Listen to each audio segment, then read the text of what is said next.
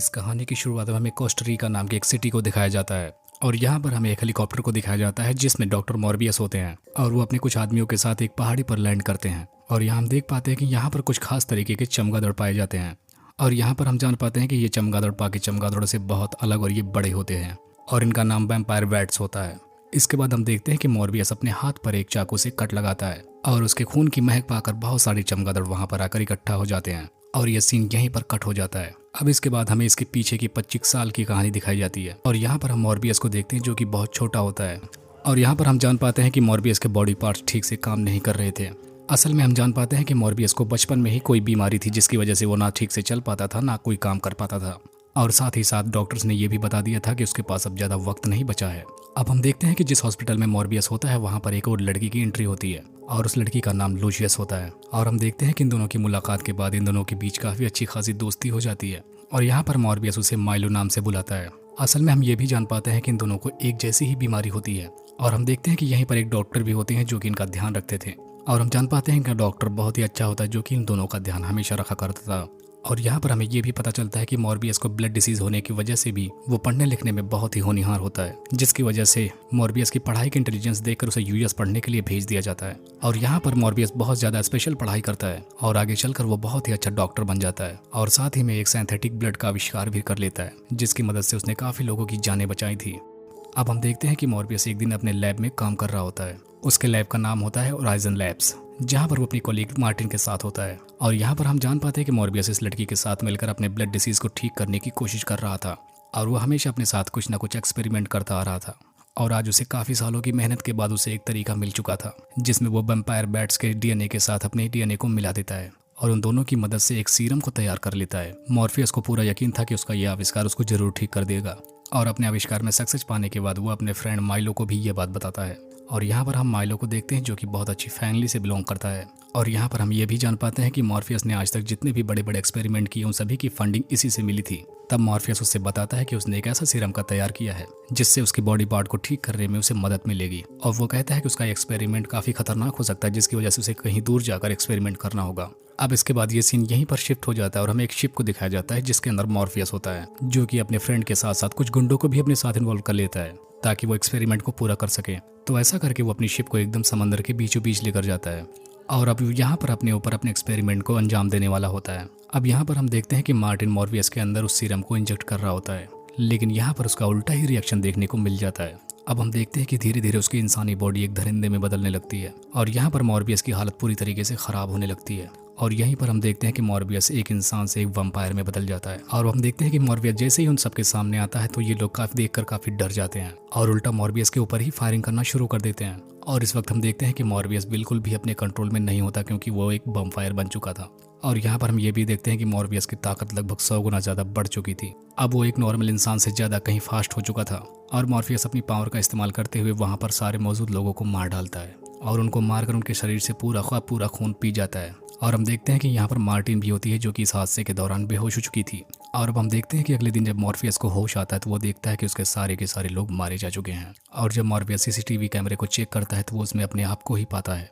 अब उसे डर होता है कि वो कहीं पुलिस के जरिए पकड़ा ना जाए इसलिए वो सारे सीसीटीवी कैमरास को खराब कर देता है और वहाँ की पूरी मेमोरीज को डिलीट कर देता है। इसके बाद हम देखते हैं कि वहाँ पर पुलिस आ जाती है जो कि इन्वेस्टिगेशन कर रही होती है और वो मार्टिन को अपने साथ में लेकर जाती है लेकिन मॉर्फियस पकड़े जाने के डर से वहाँ से पहले ही भाग निकलता है। इसके बाद हम देखते हैं कि मॉर्बियस अब अपनी लैब में पहुंच चुका है और अब वो यहाँ पर अपनी पावर्स को चेक करने के लिए अलग अलग चीज़ों का इस्तेमाल करता है लेकिन इस दौरान मॉर्फियस को ये भी पता चलता है कि उसे खुद को जिंदा रखने के लिए उसे इंसानी खून की जरूरत पड़ने वाली है और अगर वो ब्लड को कंज्यूम नहीं करेगा तो वो फिर से पहले की तरीके से बन जाएगा। लेकिन यहाँ पर हम जान पाते हैं कि डॉक्टर मॉर्बियस एक अच्छा इंसान होता है और वो नहीं चाहता कि खुद की जान बचाने के लिए वो उसे इंसानों की जान लेनी पड़े जिसके चलते वो अपने ही द्वारा बनाए गए सिंथेटिक ब्लड को यूज करना शुरू कर देता है। लेकिन उसे उसका ही ब्लड यूज करने के बाद उसे पता चलता है कि उसका ब्लड उसे सिर्फ 6 घंटों तक ही रिलीफ दे सकता है यानी अब उसे हर 6 घंटे में ब्लड की जरूरत पड़ने वाली है। अब हम देखते हैं कि धीरे धीरे करके मॉर्फियस को अपनी बॉडी के बारे में पता चलने लगता है और हम देखते हैं कि अब उससे मिलने के लिए माइलो भी उसके पास पहुंच जाता है और माइलो यहाँ पहुंचने के बाद नोटिस करता है कि मॉर्बियस अब पहले से कई गुना ज्यादा ठीक है